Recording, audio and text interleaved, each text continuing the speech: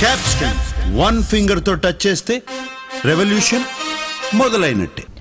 Jubilee Hills inspector Muthu Yadav పై వేటు పడింది. కొండా సురేఖ మాజీ ఓఎస్టీ సుమంత్ వ్యవహారంలో చర్యలు తీసుకున్నారు. ఎఫ్ఐఆర్ నమోదులో అలసత్వం వహించారని సస్పెండ్ చేశారు. 25 రోజుల క్రితమే జూబ్లీహిల్స్ ఇన్స్పెక్టర్ గా ముత్తు యాదవ్ బాధ్యతలు చేపట్టారు.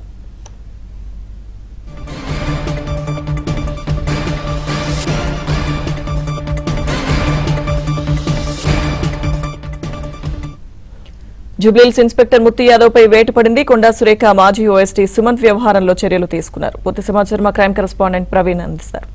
ప్రవీణ్, జూబ్లీహిల్స్ ఇన్స్పెక్టర్ ముత్తు యాదవ్ ను సస్పెండ్ చేస్తూ కొద్ది నిమిషాల క్రితమే హైదరాబాద్ సిపి సజ్జనార్ ఉత్తర్వులు జారీ చేశారు. ఎందుకంటే కొండా సురేఖ మాజీ ఓఎస్డీ సుమంత్ వ్యవహారంలోనే జూబ్లీహిల్స్ ఇన్స్పెక్టర్ పైన చర్యలు తీసుకున్నట్లు మనకు సమాచారం అందుతుంది.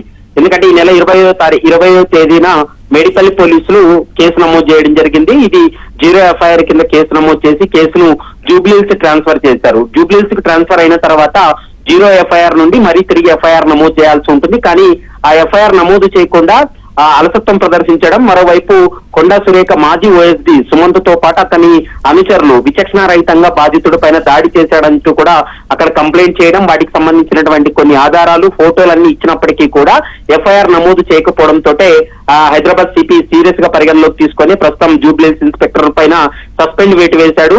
మరోవైపు ఇప్పటి వరకు కూడా సుమంత్ ని పట్టుకోవడంలో పోలీసులు వైఫల్యం చెందారు. ఎందుకంటే సుమంత్ 20వ తారీఖు ఎఫ్ఐఆర్ అయితే ఇప్పటి వరకు కూడా సుమంత్ ను పట్టుకోలేదు. కేవలం ఈ కేసులో ముగ్గురు మాత్రమే, అతని అనుచరులు మాత్రమే, ప్రస్తుతం డ్రైవర్ తో పాటు 2 అనుచరులు మాత్రమే అదుపులోకి తీసుకొని వారిని విచారించారు తప్ప సుమంత్ ని పట్టుకోలేదనేటువంటి ఆరోపణలు కూడా ఉన్నాయి.